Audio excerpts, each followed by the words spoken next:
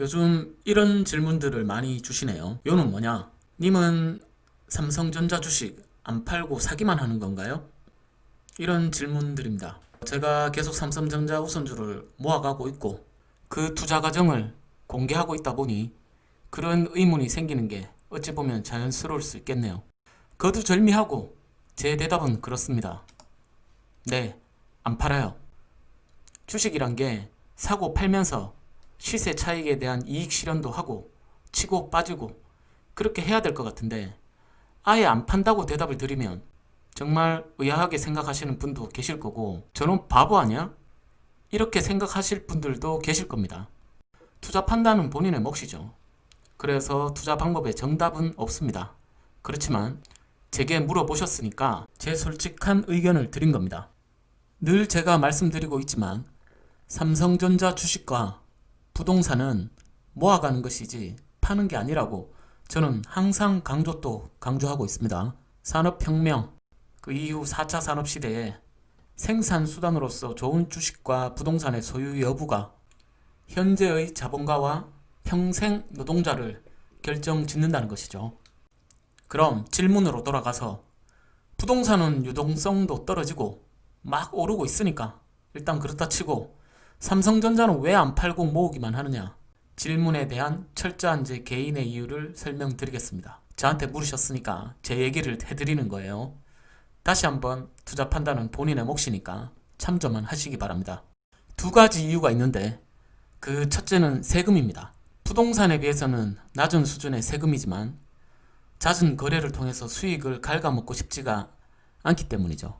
거래세를 보시면 일단 0.25% 정도의 거래세를 내야 되고요. 수익이 나든 안 나든 거래를 통해서 무조건 내야 되는 세금이고, 주식 양도세로 말이 많지만 모든 거래에 주식 양도세를 부과하지 않더라도 어차피 대주주 기준이 2021년부터 낮아지면서 한 종목 3억 이상 보유 시에는 올해 말일자 기준으로 대주주 요건에 부합된다면 내년 4월 1일 거래부터 모든 거래에 양도세가 부과되게 됩니다.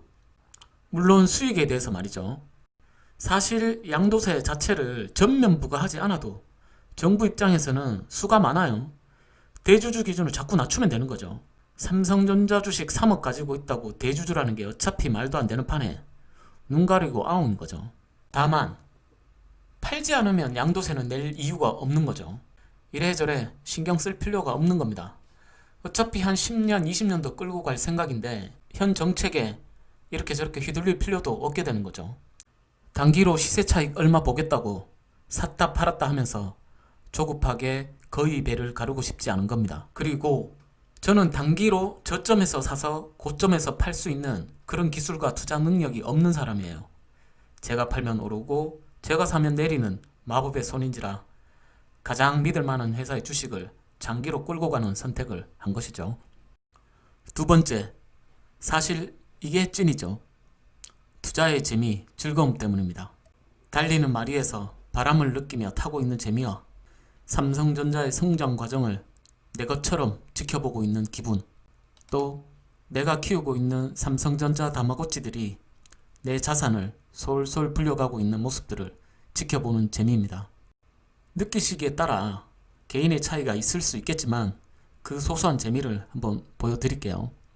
올해 1분기 배당을 지난 5월에 받았었죠. 방송으로 공유를 드렸었고요. 그때까지 모았던 3전후 제 보유 주식수는 3,517주였습니다. 배당금은 세전 124만 5,018원을 받았었죠.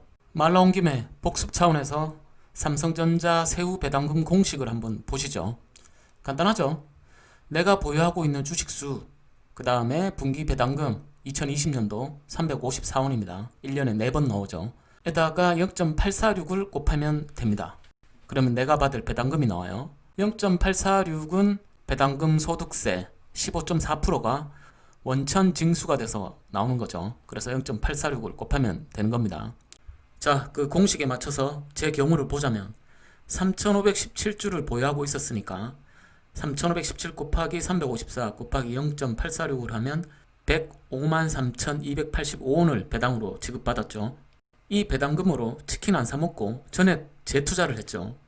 다시 삼성전자 우선주를 샀습니다.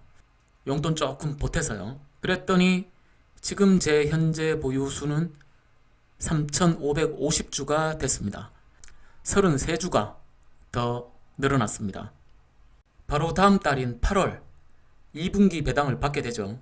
33주가 늘어난 상태에서 3,550주 163,168원을 배당으로 지급받게 됩니다. 자, 이 예정되어 있는 이 배당금도 제가 배당으로 치킨 안 사먹고 전액 재투자를 해서 30주 정도를 더 늘렸다고 가정해 볼게요. 그러면 3분기 배당은 11월에 지급받게 됩니다. 주식수는 3,580주로 늘어났죠. 배당금은 172,153원으로 늘어났습니다. 이 3분기 배당으로도 치킨 안 사먹고 전액 재투자를 해서 또 30주 정도를 늘렸다고 가정해 볼게요. 가정이 아닙니다. 그렇게 늘릴 거예요. 그러면 제 보유 주식 수는 3,610주가 되고 배당금은 184,191원이 됩니다. 삼전 주식을 팔지 않고 2020년도 한 해 배당금만 모아서 재투자를 한다고 해도 그 결과가 전체 배당 수익은 4,272,797원이 되고요. 주식수는 3,517주에서 3,610주, 93주가 늘어납니다. 배당금은 1분기 배당금 153,285원에서 33,360원이 늘어난 184,191원을 불려서 지급받게 되는 거죠. 개인적인 느낌은 다들 다르실 거예요.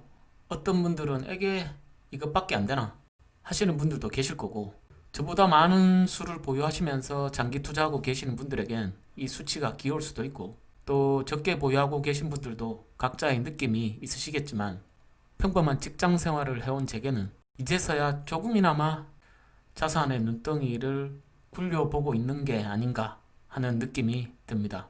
각자가 처한 입장에 따라 재테크와 은퇴 후의 삶, 노후의 삶을 보는 시각은 다 다르겠죠. 사회초년생이나 어리고 젊으신 분들은 또 막강한 시간이라는 무기를 장착하고 계시니 조급해 하실 필요도 없습니다. 또한 저에게도 아직 시간은 많이 남아있죠. 갈 길 멉니다.